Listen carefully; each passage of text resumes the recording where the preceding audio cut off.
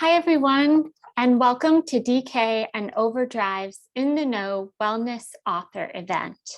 My name is Kristen Pozzoli, and I am Senior Marketing Manager, Education and Library at DK.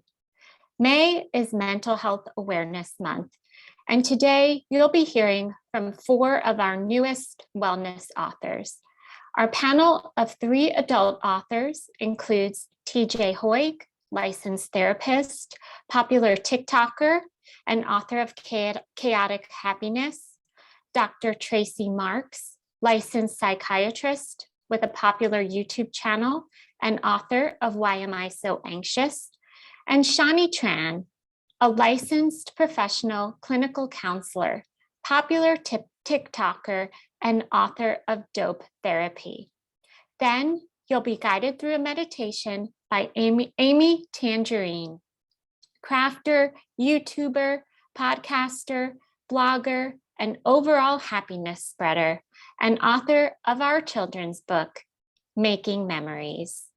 Before the main programming, I want to make sure that you are familiar with these titles. So if you'll bear with me for just 1 second, I will share my screen so you can see everything.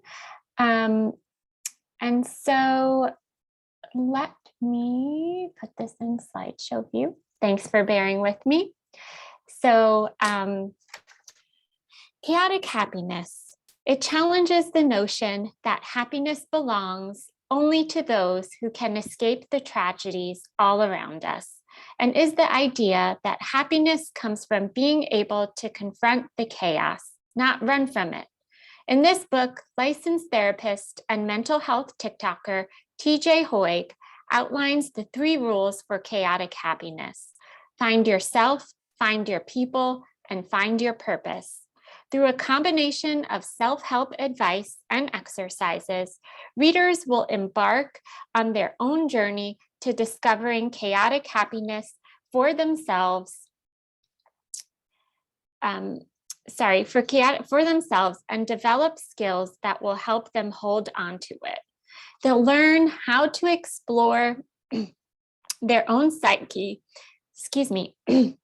improve the quality of their relationships, and understand the impact of the outside world. By working through this evidence-based collection of interventions, readers will have all the tools they need to combat the chaotic world and arrive at their happiest selves. Chaotic Happiness is available now.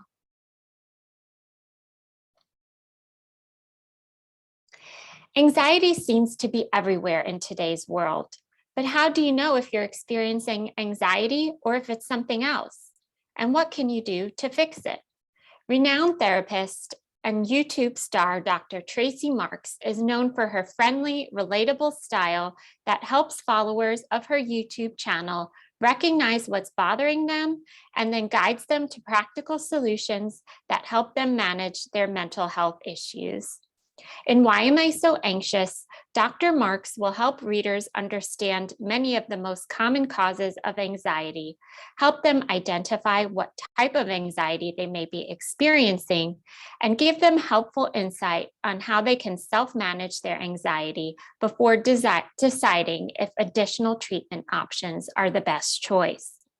Inside the book are detailed explanations for many of the most common anxiety disorders people struggle with in today's times, all written in Dr. Marks's soothing and relatable style. Tips for managing mild to moderate anxiety with recommendations that go beyond just therapy and medication and will help readers decide what treatment options are best for them. Helpful guidance for recognizing and preventing situations where their anxiety may be triggered, and simple exercises that will help readers recognize their symptoms and triggers so they can better manage their anxiety. Why Am I So Anxious will be available in August. For many people, there is fear and stigma associated with entering the therapy room. Maybe they have been told that going to therapy means something is wrong with them. Maybe they don't know what to expect. Even if they recognize the benefits of seeking help, it can feel scary and unknown to take that first step.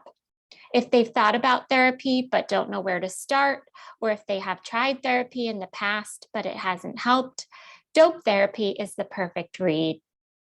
With humor and compassion, author and therapist Shani Tran validates the anxiety that can arise around seeking counseling and offers guidance for navigating the uncomfortable conversations that can come up in therapy. She is with readers each step of the way, from finding the right therapist to determining when a therapy journey has come to its end. It answers hard to ask questions, including, why isn't therapy working? What if I don't want to take medication? How do I deal with all these feelings?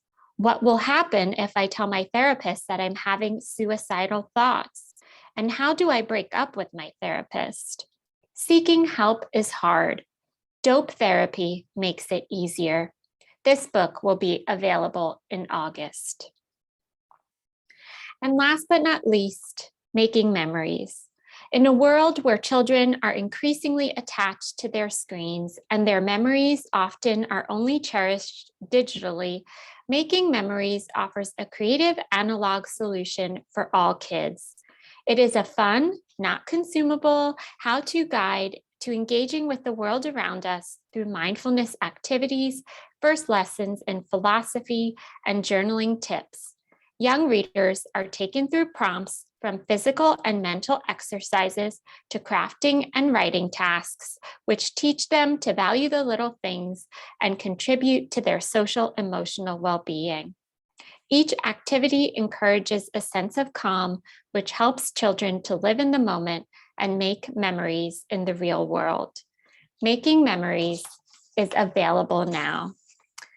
Okay, so if you'll bear with me, I'm just going to bring up the pre-recorded panel session, which was moderated by my colleague, Kristen Fisher, who is a publicist on our team. And you'll have the pleasure of hearing from our authors.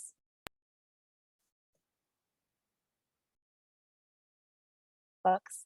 If you wouldn't mind sharing with everyone who's tuning. Hello, and thank you to everyone who's joining us today for DK's OverDrive in the Know author event.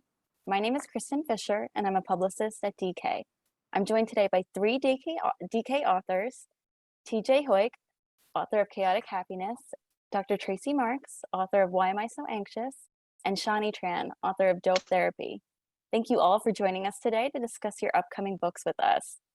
I wanted to jump right into introductions and learning more about your books. If you wouldn't mind sharing with everyone who's tuning in a quick introduction about who you are and what your book is about, that would be wonderful. TJ, I'll start with you. Can you tell us a bit about yourself and Chaotic Happiness? Yes, so I'm a licensed therapist, and I actually have a copy of my book right here. So this book should be out by the time that this recording is showing. So like I said, I'm a therapist. It's just a book about, you know, helping people deal with the chaos in their lives and learning how to be happy despite everything that's going on.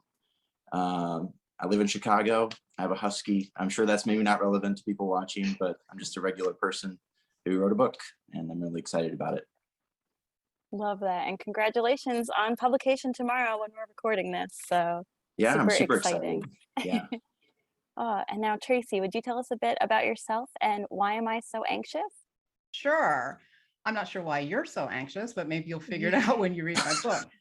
I'm a psychiatrist, and I've been practicing in the Atlanta area for over 20 years. I'm now in a suburb of Atlanta, and I have a Labradoodle. So I think those things are important, TJ. The title of my book is Why Am I So Anxious? Powerful Tools for Recognizing Anxiety and Restoring Your Peace. And it's really written in two parts. The first part is helping people understand why they're anxious, what's behind it. Sometimes it's just anxiety symptoms, or do you have a disorder, or is it part of your personality or temperament? And helping people identify these things and see whether or not they need to get help, or see how they can manage it themselves. And then the second half of the book is giving people tons of tools to help them manage their anxiety. Great. Thank you, Tracey. And your book will be coming out in August of this year. That's right, August 16th. Super exciting. And now, Shani, let's hear more about you and your upcoming book, Dope Therapy. Hi, I'm Shani. I'm a licensed professional clinical counselor. The name of my book is Dope Therapy, and I really wanted to create a book that helps people navigate the journey of therapy, from using their insurance, finding resources, building a relationship with their therapist. What if it doesn't work with your therapist? How do you do the work inside the therapy session? And then most importantly, taking those tools that you learn in the room and applying them to your life so that you create change.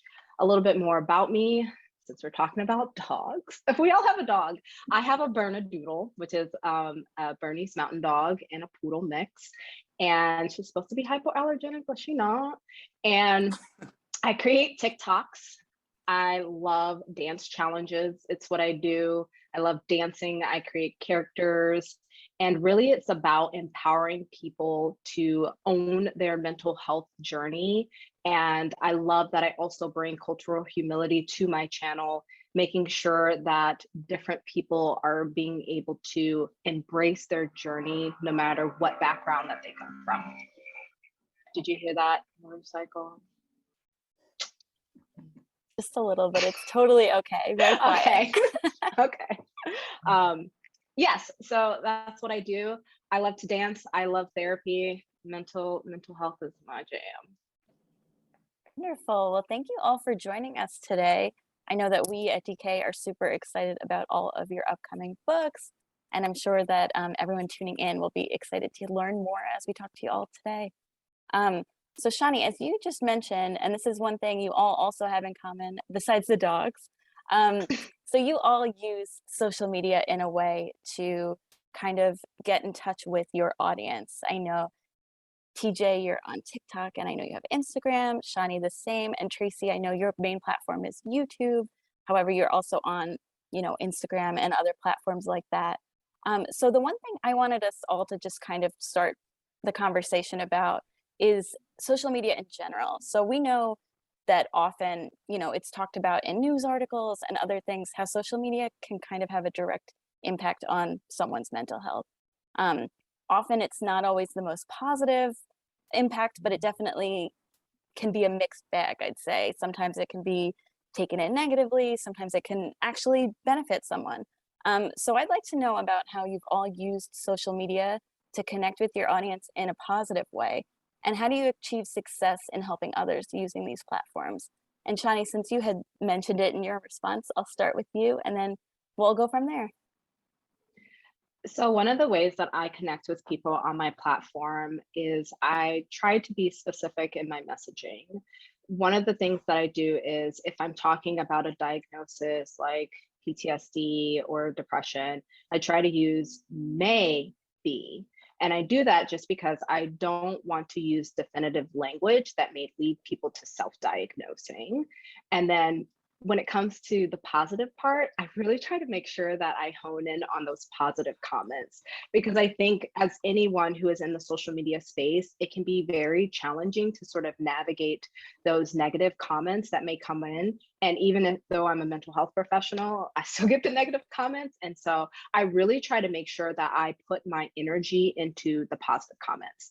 Another thing that I try to do is making sure, this is really important specifically for me, that if I get a specific DM saying, for instance, hey, I have this particular symptom and I'm wondering, can you work with me? I actually don't answer those DMs. The reason why I do that is because for me, it could be entering into a therapeutic contract, answering questions about specific symptoms, and they're not my client. So I have a disclaimer up on my social media pages that say for educational purposes, and I really want to make sure that people are aware this is a conversation starter. And although I'm a therapist on TikTok, I am not their TikTok therapist. So I second what Shani is saying about the idea of like, we want to, be appropriate in our role as therapists on the internet to where we're not giving the impression that we're going to be people's therapists. So with my content, I really just like to create like short videos that are like one take where it's like, here's some information. And I guess I look for it to be like educational, validating, and most of all, just like helpful. I want people to be able to get something from it that will hopefully lead them to, saying, okay, maybe I should go see a therapist, to be an approachable kind of thing that they could like imagine themselves doing because they're seeing it on their social media, rather than just seeing like, people who aren't necessarily therapists saying like, oh my gosh, if you can't sleep at night, you must have this and you should panic and like freak out, which there's a lot of that. So just, positive mental health. That's kind of what my social media, TikTok counseling, tick_talk_counseling is about. Yeah, and as you mentioned, my main platform is YouTube. I've only recently, probably in the past year, branched out more toward Instagram and TikTok. But I've walked that fine line for a while now of education versus treatment, because of course, if anyone perceives it as treatment, then I'm on the hook for, anything that happens in their lives is my fault. So I do have to be careful with that, but I do think I've gotten into a comfortable groove of letting people know that this is education. And even the way I present it, it's not as this is what you need to do, X, Y, and Z. It's for this problem, these are some options. And I explain more things than I do giving people advice about what they should be doing with their lives. I think probably if there's any risk of my information being misused or not used well is in people using it to diagnose themselves. I didn't want, though, to take the turn of every video, don't diagnose yourself and don't do it, because then it just becomes this kind of negative thing. So I just, I put one disclaimer in my descriptions and then I go from there. But yeah, that's probably the bigger risk with the content that I create, is people using it too much and using it as a substitute for getting their own treatment. Yeah. But I think the risk of that is much lower than the gain that people get from being informed and having useful information. I agree with all of that. It sounds like you've all put a lot of thought into really trying to balance that educational aspect, but also putting a positive spin and trying to help and reach the people who really need to hear what you have to say. And I think that's also why all of your books can have such a big impact on people too as they come out, just because it's really trying to reach that audience that already exists and reach new audiences that might be looking for that guidance that you're already providing. So I'm going to move on to digging a bit deeper to each of you about your books coming up and some specific questions that I felt kind of tied in specifically to your book's focus. I'm going to start with you, Tracey. So in Why Am I So Anxious? It's one thing I've noticed recently, and this is not a brand new thing, but you'll find that in common media or just in discussions, people are much more comfortable, I think, speaking about having anxiety or suffering from bouts of anxiety. But there is a difference between anxiety disorders and feelings of anxiety. So I was just wondering if you could share a bit more about the signs that someone might be suffering from an anxiety disorder, and if you have any suggestions or tips on how people can ease or soothe these moments of anxiety they might be feeling. Sure. So one of the things that I think has come out of like all of our collective social media presence and talking about mental health more is the ease at which people can talk about these things more. I think as recent as maybe 3 or 5 years ago, it was still taboo-ish to talk about anything mental health out loud. And probably since COVID, maybe a little bit before then, there's been more of a trend of people feeling more comfortable just kind of being open about, I have this problem, I'm suffering from this, and so forth. So I think that's wonderful. As far as knowing the difference between having anxiety that's symptomatic, that's a result of something situational, versus a disorder or something more serious that you should seek help for, It is a little bit involving, and I do go into lots of detail about that in my book, but I think a quick synopsis of that would be looking at how much your symptoms are causing problems for you. And we call this, what's the level of impairment that it's causing you in your day-to-day function. So let's say you get anxious, or you feel sweaty, your palms sweat, your heart races whenever you have to do something in front of people, or go out in public, or speak in front of people. Is that, I mean, that can happen with anyone. People can get test anxiety, but is it getting in the way of your job because you get so choked up that you can't even deliver what is expected of you? Are you having trouble finding a job because there's things that people ask you to do and you just can't follow through because you're just so anxious?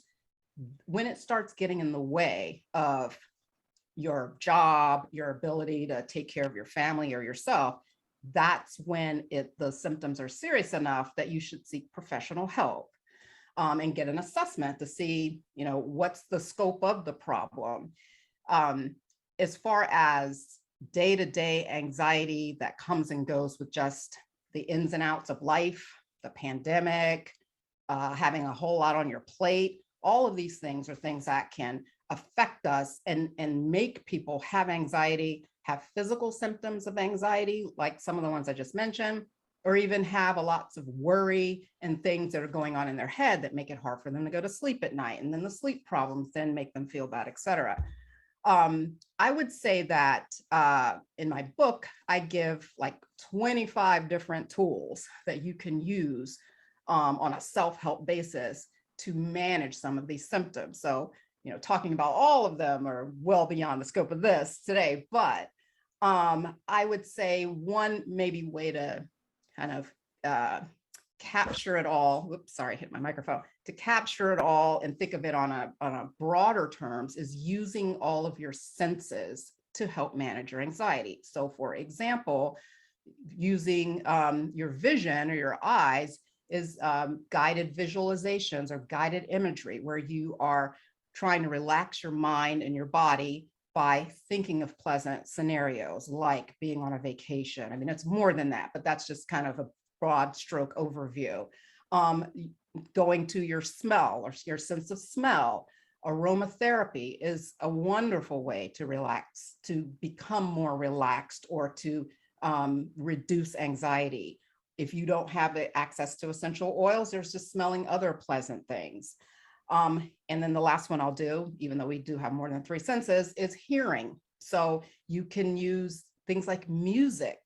Music therapy is an actual official therapy that people do. But in the absence of seeing a therapist for that, listening to pleasant sounds, nature sounds in particular, like rain and the ocean, ASMR videos there's tons of them on YouTube, maybe on TikTok too, not sure.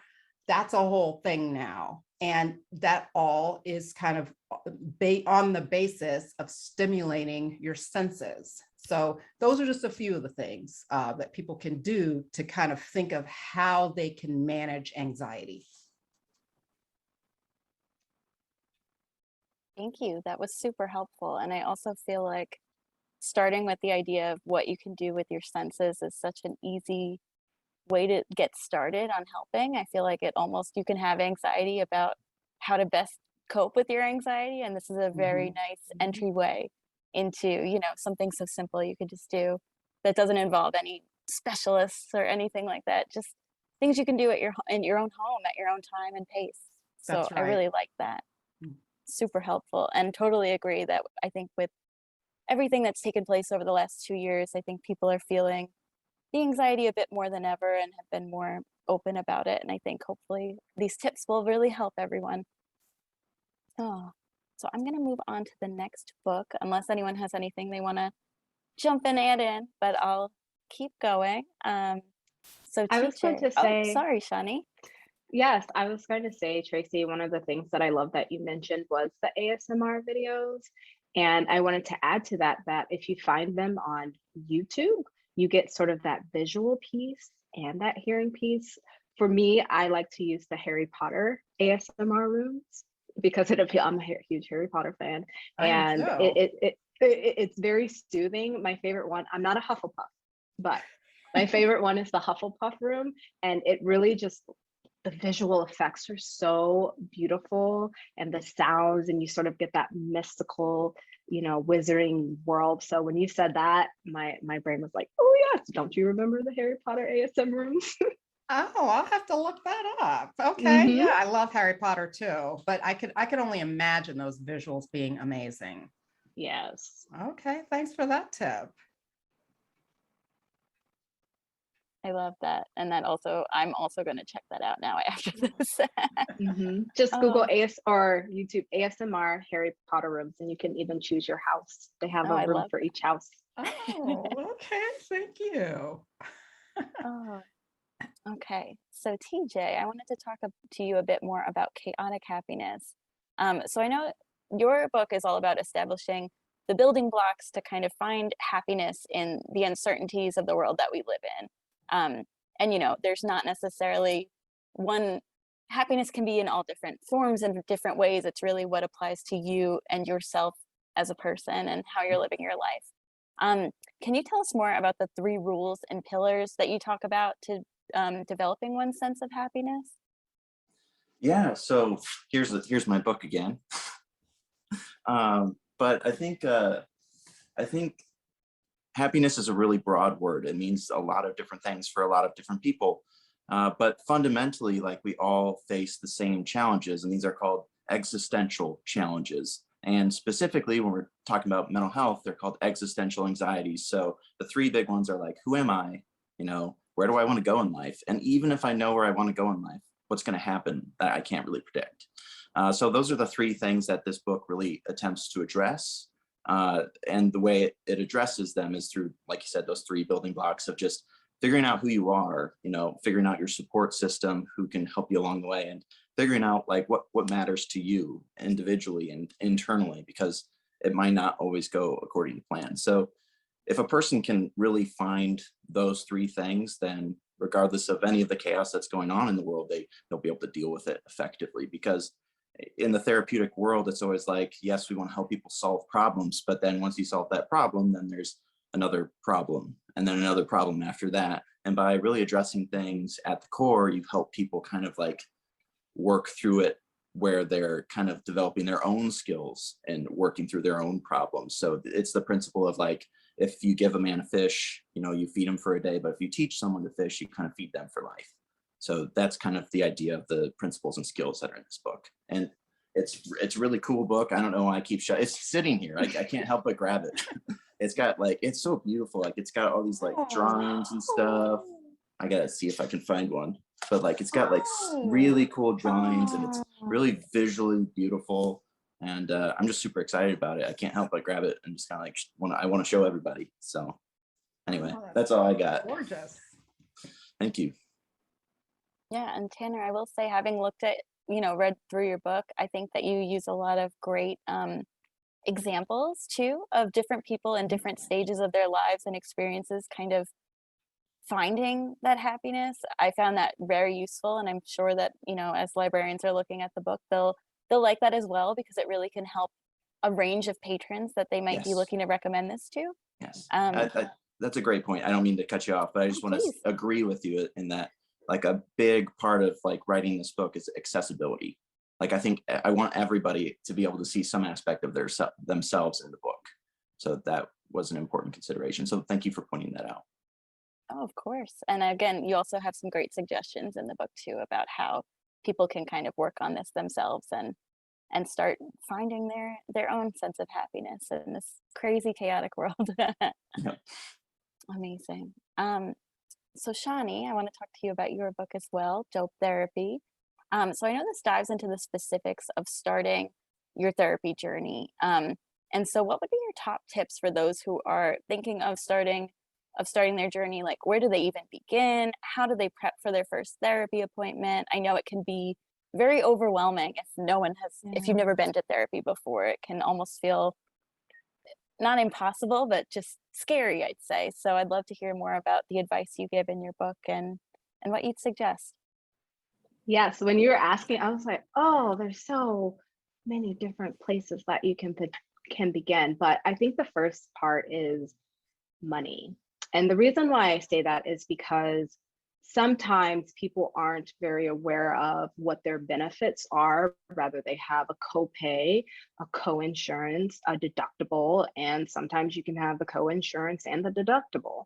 And so it's really important to know going in, how much is therapy going to cost me? And I say that because the last thing that you want is to be like deep in your trauma work and you have these bills coming in and you find yourself having to make that decision of like, do I continue therapy because it's affordable? Like, do I switch therapy? What is for me? So I always say, let's start with money. And you can start by one, assessing how much can you afford, giving your insurance a call, really asking them, hey, how much is therapy going to cost me per session? So you might have like a co-payment of like, this is just an example, $20. Maybe you have no copay at all. Let's say, for instance, if you have a deductible and your deductible is $1,000, something that you can ask the insurance is, well, what is your contracted rate with the therapist in your network? And so the insurance should be able to tell you, okay, we pay roughly $120 per session. And so that means that you will pay $120 per session out of pocket until you meet $1,000 deductible. And your deductible is combined with medical usually. So you want to start by assessing, okay, how much can I afford?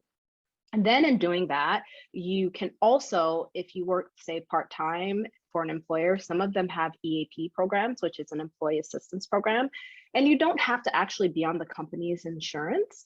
And this will offer you, usually they start out at roughly 3 sessions per issue. So you really want to sort of be able to maneuver what is this going to look like for me? Because you can start out with EAP and then use your insurance. And the next thing that I would say is we got to find you a therapist. And a part of like the dope therapy journey is being able to really find that therapist that you vibe with, that therapist that you're like, okay, I'm building a relationship with you. I'm going to come in, I'm going to just like lay it all out on the table. And I trust that you are going to help guide me through this journey. And in doing that, I come up with some questions that you can ask the therapist to be able to build a relationship with them.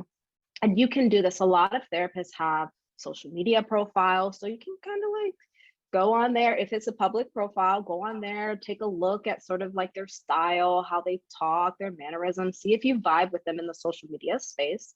And then you can go to psychologytoday.com and you can also read profiles to be able to assess, okay, is this person going to be a good fit? Now, I know for some people, it's like, okay, so there's all these modalities out there, such as DBT, CBT, brief interventions, like what is going to work with me? I always say that that's for the therapist to help you to determine. So you can come in and say, hey, I'm struggling with anxiety and depression. Can you tell me a little bit about how you help your clients work through this and how you think that that would be helpful for me? And then I say, when you go into the first session, there's several ways that you can approach it. It usually is an intake session where there's a lot of questions, but knowing that if there's anything that you're uncomfortable addressing, it's okay to say, I did put that on the intake paperwork, or I know you're asking, but I'm not comfortable with that right now. And then having questions, 1 or 2 questions to ask the therapist too, because I know for some people, it is important to be able to know their therapist, but I also like to point out that not all therapists are open to being, what's the word? Let me pause. There we go. Not all therapists are open to be self-disclosing, and that's okay. But knowing that if that doesn't work for you, then that might mean that that therapist isn't a great fit. And so that's just like a great way to sort of like kick off things. It's okay if you don't know what you're going to talk about. It's okay if you don't know, hey, will I be talking throughout the session? That is on your therapist to get you talking, to help you work through that, and also talk about therapy. Hey, I'm here. I'm anxious to be here, but I know I need to heal myself. Talk about that in therapy. And those are just some quick tips to be able to get them started. That sounds super empowering for people. Mm-hmm. Yeah. I think it comes from my own journey. Like I think back to the first time that I went to therapy, I was a college student. I didn't even know that you could choose a therapist. I literally was just like, I know I need to talk to someone. I remember calling the counseling center. I was like, I need to talk to someone. They gave me a therapist. I went in, and then I walked away from that experience, and I was like, yeah, this ain't gonna work. That just didn't feel right. I didn't know that I could actually choose my therapist and say, hey, even though you gave me this therapist, can I try someone else? I didn't know, hey, check my benefits beforehand before I got a bill. And so it really, a lot of the tips that I use come from running a practice and also my own experiences. This is all great. And as Tracey said too, I think it gives someone agency, I think, as they're really starting to make these decisions. And it is one of those things that, especially you diving into the health insurance stuff, I feel like this is something that so many people really don't know and aren't necessarily comfortable asking. So I think having all of that written out can just be a huge help for everyone. And I wanted to move now into something kind of a bit specific to everyone who will be tuning in today, our librarians. So you've all written books that I think will be a huge help for many communities. So librarians are kind of, serving as these hosts of a major community center where people of all different walks of life and are just coming in and using the library for services, be it programs they're attending, internet access, getting books out of the library, and having your book, be it physical, ebook, however, that they'll be lending out to patrons. I'd love to know how you think your book specifically and mental health books in general can really, benefit library patrons and or potentially even inspire programming that the librarians could set up in their libraries. And I think I'll start with trying to think who I didn't start with yet. TJ, I'm going to start with you for this one. So I'd love to hear what you think about chaotic happiness and how that can be implemented in a library setting. Well, I actually have a copy of my book. I don't know if I've shown you yet. Show us a picture again. It's right here. This is my book. I think it's really beautiful, just visually speaking. I think that it's just something that people will just want to pick up and read. And I just did the audiobook recording of this book this week, and I read through it again just on my own, just because I was speaking it into the mic. And wow, it really is it's a great book. So I think this would be great in any library. I think it's super accessible. I think it's fun. It's just interesting. And I think it can work on a number of levels for a number of different people. And I think that it's got, it could just be one of those books that, well, maybe someone, checks it out and they read a little bit of, and they would still get a ton out of it, So I think that any person who picks up this book will get something out of it. I think that's just my key message, that on every front, I think it is great. And I'm super excited about it. I don't know if you've noticed that. As you should, as you all should. Super exciting to finally get these books out into the world. I really do think they'll help people a lot. Tracey, how about you? What do you think about how Why Am I So Anxious might benefit a library and library patrons? Well, I have two thoughts about it. One is I think about the way I use the library and what kind of books I check out versus purchase myself. And the library is wonderful for me to be able to test the book out. If I think it's something I'm only going to read one time, then I'll check it out and return it. But if I think there's information in there that I want to read again, then I'll purchase the book. So it gives me a chance to test drive books.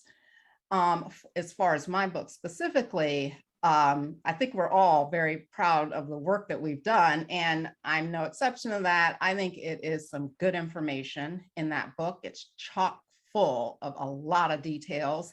And I think that, and it's based on, I have over 250 references in there of articles and research that I looked over to write the book.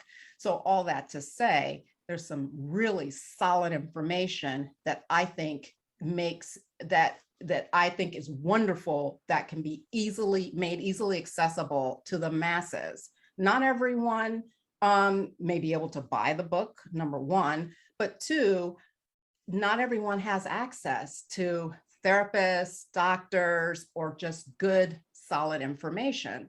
And even say in the course of my practice, one of the things that got me started with producing content on YouTube, educational information, is that I do therapy too. Even in my session with the person that's 50 minutes long, they want to spend more time talking about their life, not me educating them on this concept. So what I was doing then, or even if I did tell them a whole bunch of stuff, they couldn't remember everything that I said.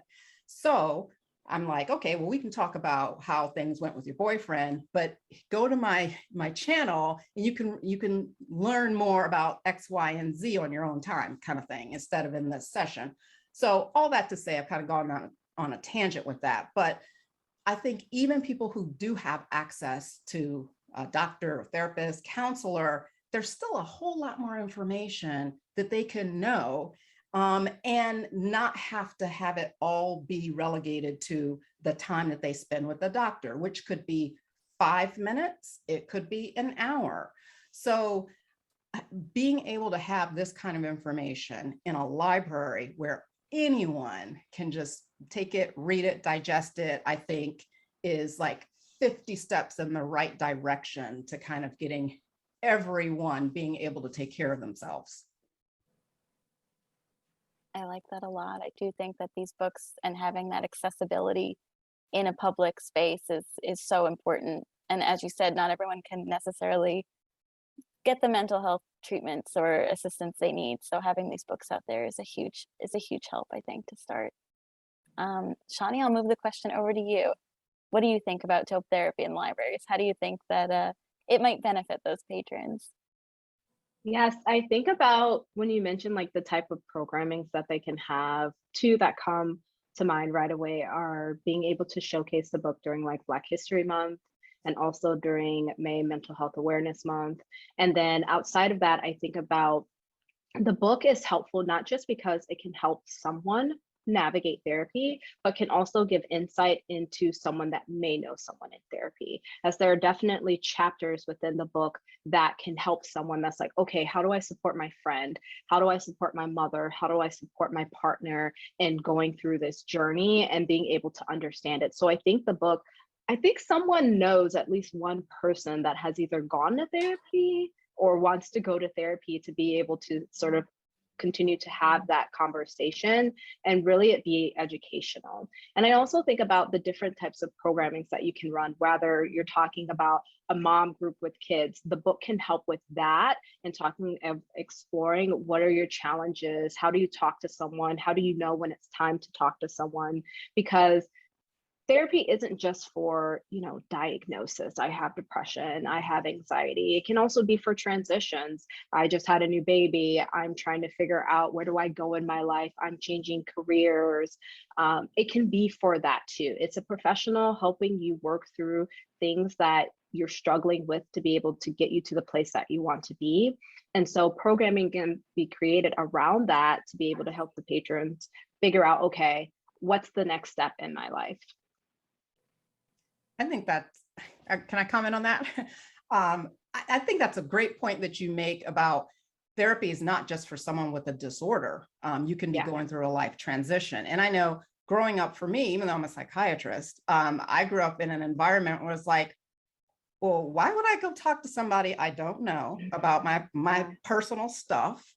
And then, or that's only for people who are crazy to go see a therapist. So like this whole idea of, well, who sees therapists and what's the scope of what you can get out of therapy?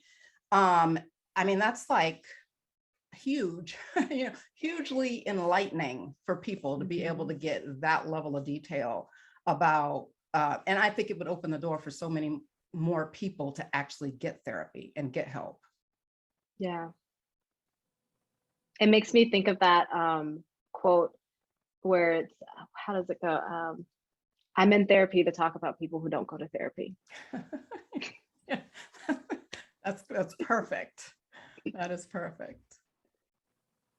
No, that is great. And I think, again, a huge help just in general, even just having that knowledge right there and having, people able to use it and learn more. If they're considering it, they at least can go to this book and see what might be the next best step for them. So I think those were all the questions I had prepared today. Shani, Tracey, TJ, thank you again for taking the time to speak with me and to address all of these librarians tuning in about your new books. I did want to just say before we officially sign off, just to check in if you had anything else you'd like to share with librarians tuning in, or a final message you wanted to say. I'll let whoever wants to start this one, I'll let you jump in, but just wanted to leave it there before we officially sign off. The last thing that I will say is also within my book is I also give examples through characters. And one of the things that was very important for me when writing this book is that the characters are representative of Black people. So all of the character examples take place from Black people. Rather, it's someone that's non-binary, rather it's someone that's married, someone that's in a part of the LGBTQ plus community. I really wanted to make sure that Black people, my people, could find a book, and the examples of the book, they could in some way resonate with one of the characters. I guess my parting thoughts would be that I think all three of us have very different kinds of books that are all great resources. I love the way that publishers are reaching out to people who are speaking out on this kind of stuff to get more of a unique voice and different ideas out there in books. And so I think all three of our books are invaluable resources for libraries to be able to have. Now I want to read all the books. They all sound really great. Yeah, I think I just thank you, for having me here. It's been great talking with you all. And I think we're all equally excited about our books, and I hope that everyone gets a chance to read them. Wonderful. Well, thank you again, everyone. And, everyone that's watching, please do keep an eye out for Chaotic Happiness, Why Am I So Anxious, and Dope Therapy, all of which will be available on OverDrive, and you'll be able to get physical copies for your library if you're interested in wanting to learn more.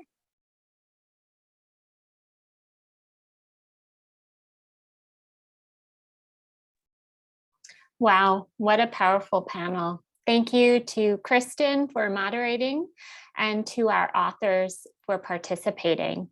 Now we'll switch over to a meditation by Amy Tangerine. So please just bear with me as I pull that up.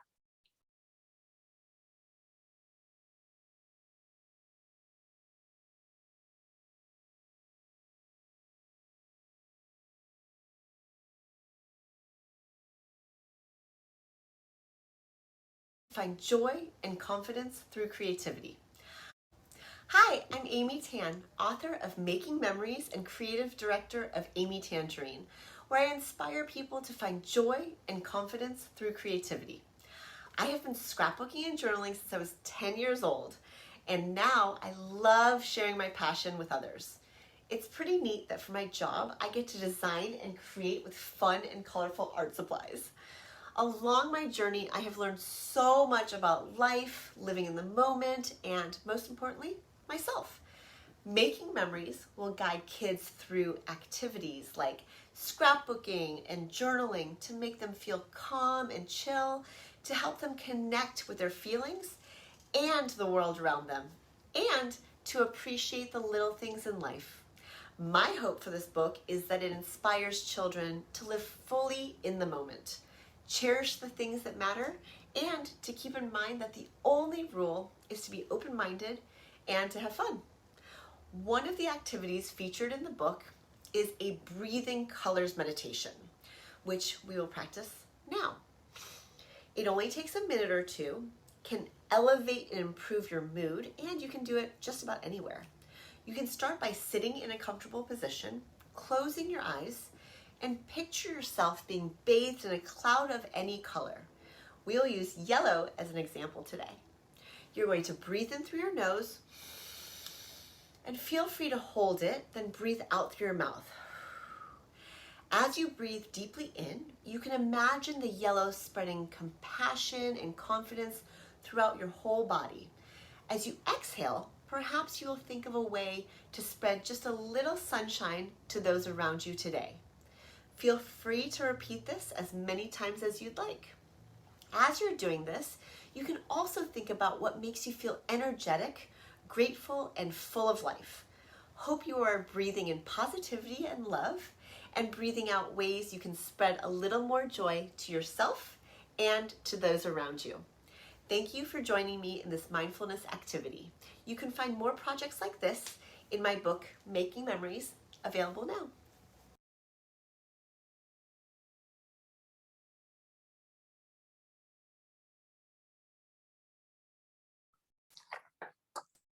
I hope you enjoyed that and that you'll add these books to your collection as they are available.